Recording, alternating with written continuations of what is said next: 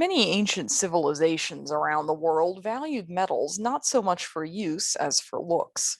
Just like modern people and raccoons, their first reaction upon discovering a new metal with a wondrous range of potential practical applications wasn't so much, ooh, how much more I'll be able to plant with a new plow made from this, as, ooh, shiny.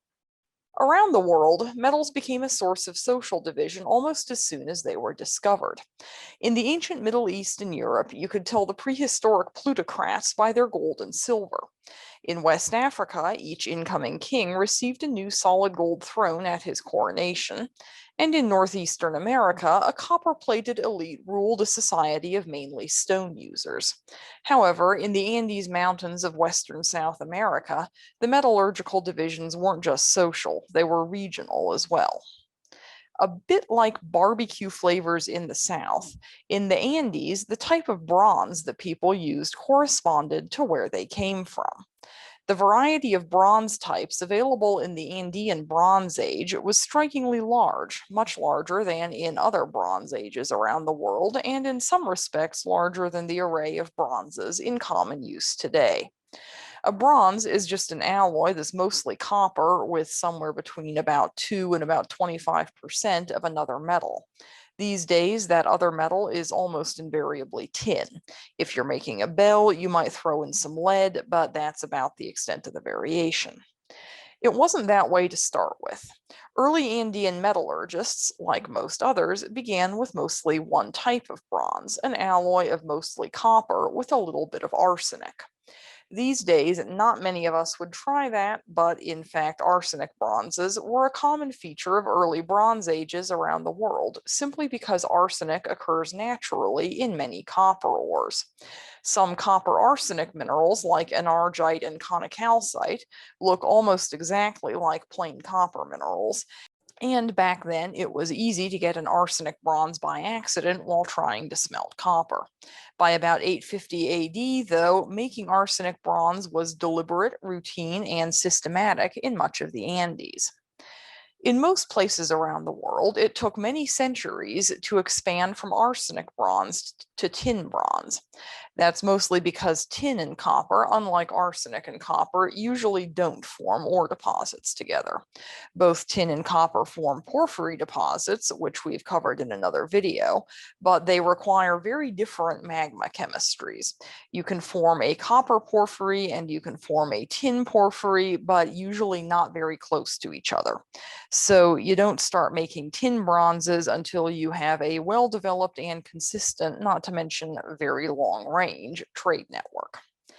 However, the Andes are one of the few exceptions to that geological rule. There are tin porphyries in the Bolivian Andes and South Peru, and there are copper porphyries in Peru, Chile, and Argentina. So it's not surprising that it only took about a century, maybe a bit more, for tin bronzes to start appearing in the area, record speed by the standards of most of the rest of the world. And as soon as there were multiple options, a regional split started to develop.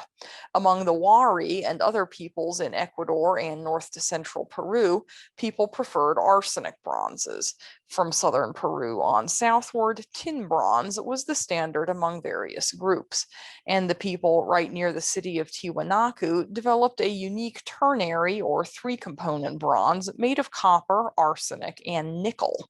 Nobody is quite sure where they got the nickel, which is rare in the Andes, but they were clearly mining and smelting the stuff deliberately to maintain their trademark bronzes.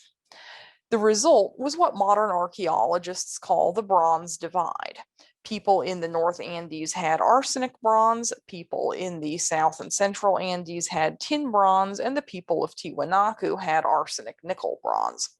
Despite what appears to have been quite a large-scale trade in numerous commodities across borders, bronze was the one thing that was excluded from the commercial exchange, as each society pointedly refused to accept a different bronze type. The bronze divide was very much a matter of brand preference, not availability or practicality. High arsenic copper deposits are found all the way throughout the Andes, and tin could have been included among the many trade commodities circulating around the region. As for practicality, from the standpoint of actually doing Bronze Age practical stuff, it doesn't matter much what your bronze is made with.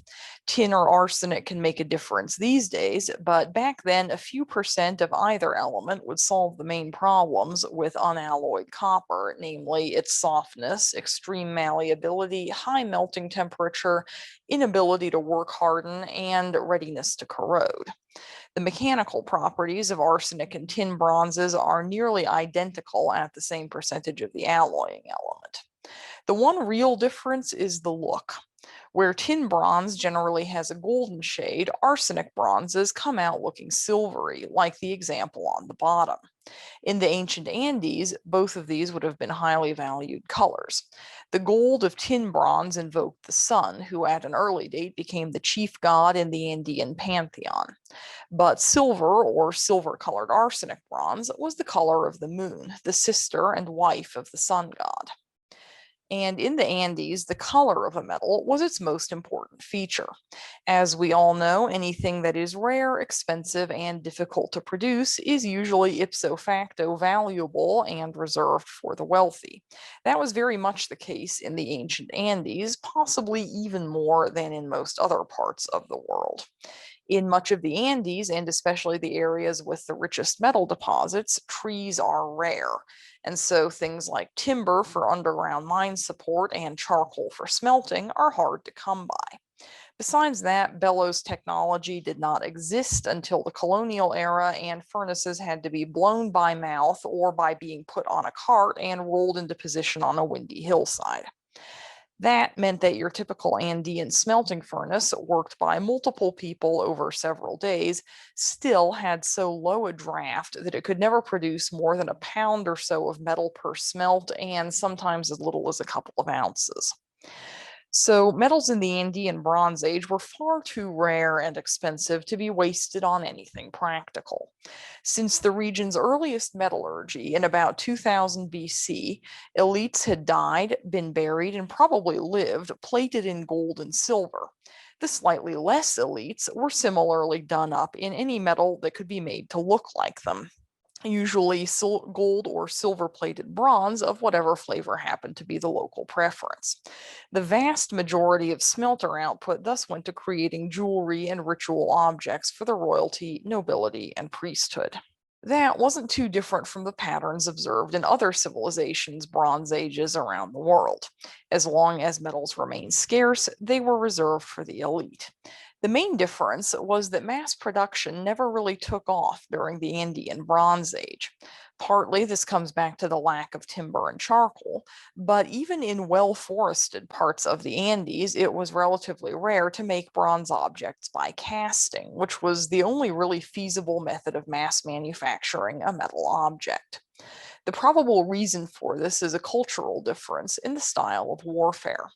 In the ancient Near East, Asia, Europe, and other places where Bronze Age metallurgy quickly scaled up to mass production, a melee assault involved lots of slicing and dicing, for which metals confer huge advantages. In the Andes, most combat was by clubbing and crushing, where the composition of one's mace head was the last thing combatants cared about. In some cases, one assumes literally the last thing. Kings in Andean civilizations would still have mace heads made from bronze instead of stone, but it was mostly just to show they were rich enough to afford it, roughly the equivalent of Europeans setting gemstones into sword hilts later on. Nevertheless, even without being used in combat, bronze and other metals still conferred a great deal of power on kings of the ancient Andes. Just how much power everyone learned from a group of conquerors with a highly strategic view of what metals could do for them. No, not the Spanish, the Incas. Around the early to mid 1400s, they began expanding their empire from the hereditary capital of Cuzco. Their first conquests were directed southward, at least partly in order to take over the rich metal mines in Chile. Wherever the Incas conquered, the Inca emperor claimed ownership of all mineral resources. Usually, the richest deposits were mined under the supervision of state officials, leaving local communities and their elites with whatever smaller, lower grade options happened to be available. Imperial mines were overseen by guards and supervisors drawn from the ethnic Inca elite and appointed by the state. Amounts mined were inspected and recorded each day on quipus, a notation system using knotted cords of varying colors. The Incas mandated gigantic production quotas. Near El Abra alone, they conscripted workers to build some 150 kilometers of roads for access to a huge mining complex as it underwent what appears to have been a more than 50-fold expansion in production. If not enough workers could be conscripted from local villages, the Incas would dispatch colonizing expeditions to the area to work the mine and supporting industries. Ores once mined were carried by llama caravan to state-owned workshops, where they were smelted into metal ingots and sent to the emperor at Cuzco. There, the Inca emperor maintained his power through distributing metal goods as patronage, symbols of authority, and the occasional outright bribe. It didn't hurt that metals were still closely associated with the sun and moon gods, and appearing laden with gold and silver ornaments added a religious note to his earthly prestige. Just to hammer the message home, sumptuary laws forbade the display of gold and silver by anyone except the Inca emperor himself and anyone who had his special dispensation. Imitators had to make do with bronze. While gold and silver were essential parts of the Incas' religious propaganda, bronze also played a big practical role in maintaining the state. The appropriation of all metals kept metal objects and the power they conveyed in strictly Inca or Inca approved hands. The efforts they made to control the metal supply were strenuous and sometimes extreme. The Inca mandated the use of tin bronzes, the type they were accustomed to, and forcibly suppressed the making of arsenic bronze. Mining and metalworking under the Incas finally became standardized throughout their empire. The regional variations, trademarks, and brand preferences of previous centuries all but vanished. Andean bronzes in the Inca Empire, once full of local flavor and significance, became homogeneous, uniform, boring. But as far as the Incas were concerned, at least they were under control and served the interests of the state. That is, until another group of conquerors showed up a few decades later with a different set of metallic preoccupations.